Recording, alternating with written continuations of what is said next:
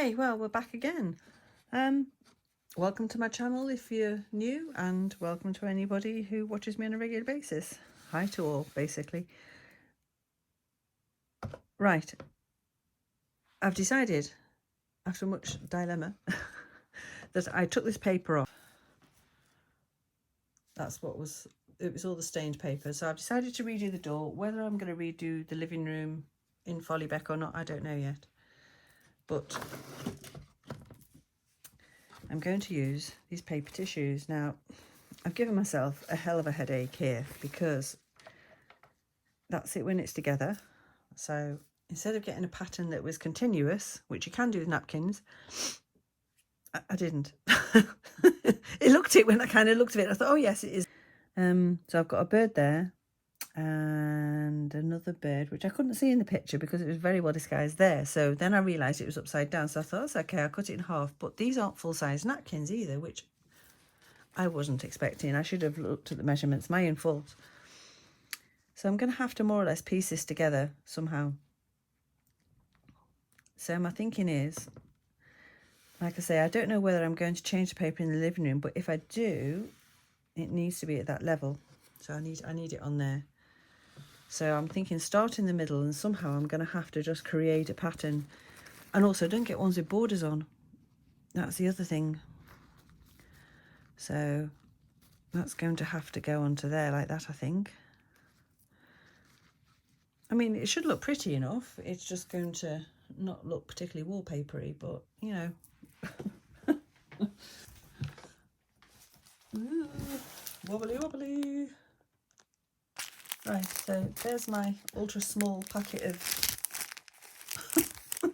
napkins. I saw them when they came and I thought, what? And they do them in a different size, but the design still would have been a problem. So anyway, that's what they're like with the backing on. So these are meant to be 3-ply. Yeah, I'll fathom something out and get back to you. Right, so what I tend to do is put sisal, that glue on. I appreciate it's not an old glue, but the paper isn't old either, so it doesn't matter. And it works best because it gives you a couple of chances. So while I'm waiting for that,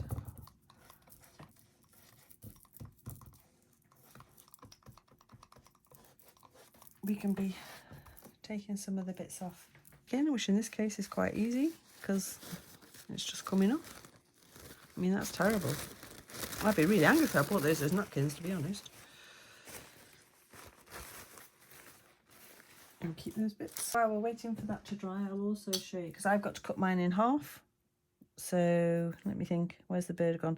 There's the bird there. You can see there's a bird there, and there's one actually there. So the other birds are in this corner here, which is there and there. So I need to halve it. But the best way to do tissue is just to draw a line with a wet paintbrush, because you don't want a straight cut line. It blends better.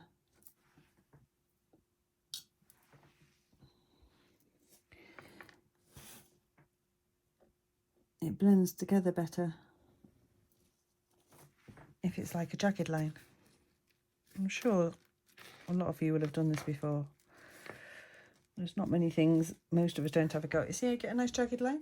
Well, that's exactly what you want. Right, that's dry. And to be fair, do you know what? It really looks quite nice in the wood. I'm not going to do that this time, but maybe on another project. If it's old wood, it looks nice. So let's see where we're going to go. And so I got there. Well, I'm not going to be. I'm not going to allow there to be. Since our spring is round the corner, I thought I'd read you a poem from a magazine dated 1924. It's called The Messenger. The snowdrop sat in the window box and laughed at the passers-by. The wind swirled down on the little old town and howled with its misery cry. The raindrops beat on the dingy street. The clouds are greyer than grey, but the snowdrop sat in the window box and laughed with a lilting gay. The milkman passed, he was hustled about, but smiled in the snowdrop's face. The cripple who lived across the road declared that it brightened the place. A robin who perched on the dingy gate was singing an ode to the sun, for the snowdrop sat in her window box and jested with everyone. I'm early, I know, the snowdrop cried, but somehow or other I guess you're glad to welcome in all this murk a lady of spotless dress. I'm not conceited nor proud at all, but quite delighted to bring, in my homely way, on this dismal day, a fragrant message of spring. I hope you enjoyed that. Just a little snippet of an old poem.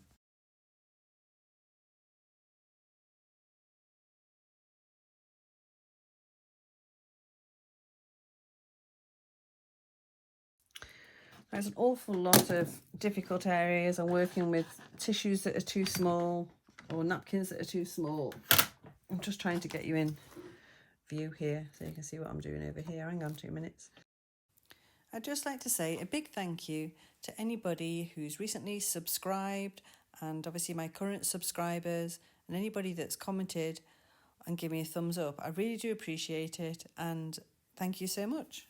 And if you're watching right now and you haven't subscribed already, if you consider subscribing, that would be lovely.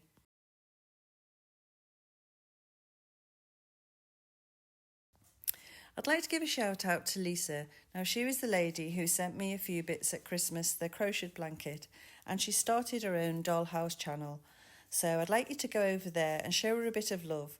So she's called Miniature Things by Lisa. So good luck, Lisa, and I hope it all goes well for you. She's got 3 or 4 videos under her belt now, so go over and have a look. I wish I could put a link in, but I honestly don't know how. I just still haven't got YouTube fathomed out. But anyway, all the best.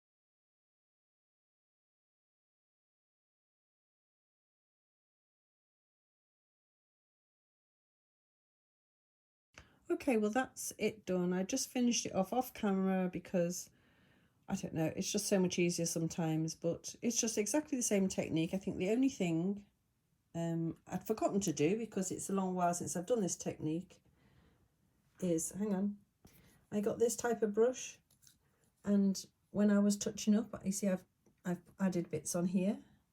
You can just see around the edge, and I just use that to brush it in and to push in the corners like that. So if any of you fancy doing it, it's just a few techniques that help. It's quite stark compared to the top, so I think maybe I should, and I did look at some stuff that had more like browns and autumn colours in it, but I just like this. And that's typically me. So I'm not sure if I could tone it down a bit or whether I should. We'll see. I might put something, if I do, I will film that. I might put a bit of ribbon or something or lace on there, but we'll see how it goes. Right, I was showing you how to get rid of the tatty edges that were on the edge there. You just literally take a bit of sand when it's completely dry, take a bit of sandpaper and do that. Unfortunately, it didn't record it because it keeps telling me my iPad storage is full. And that's the thing with these videos, they take up so much storage, so it didn't film it. So like I was saying, sorry, I can't do the edges yet, these edges, because it's not 100% dry. I'm last minute Charlie as usual. So right, I've got another small project for you. Hopefully next week we can make some curtains and maybe some nets or something like that for this. And then that'll be one of the doors completely finished. And obviously the upstairs, I'll make some curtains for that too. Okay, I found a piece of lace that I quite like, so I'm going to stick that on. This glue should do it, it's just the collage stuff. If not, it'll have to be Gorilla Glue, but this should do it, I hope.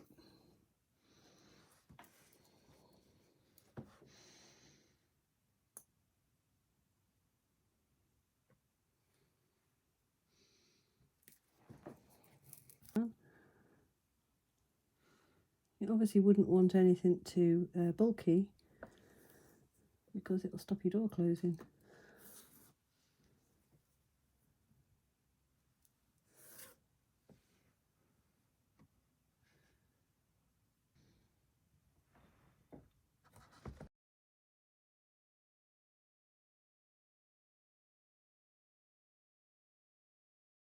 Well, that's it done, so ta-ta for now.